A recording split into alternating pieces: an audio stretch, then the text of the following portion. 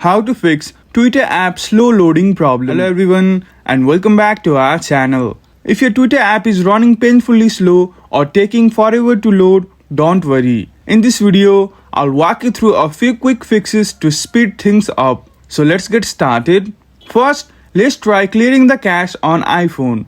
Delete the app and reinstall it. This clears the app's data. On Android, go to Settings, then tap on Application and go to Twitter and tap on Storage and tap Clear Cache. Next, an outdated app can also cause slowness. Open the App Store or Google Play and search for Twitter and see if there is an update available. Install it if there is. Next, open the Twitter app. Tap on your profile, then go to Settings and Support and tap on Settings and Privacy, then search for data usage and make sure data saver is turned off. This can sometimes slow down the app. Next, make sure your internet connection is stable. Try switching from Wi-Fi to mobile data or vice versa to see if the loading improves. And that's it. With these tips, your Twitter app should run much smoother. If this video helped you, please give this video a thumbs up and subscribe to our channel. Thank you for watching and we will see you again in the next video.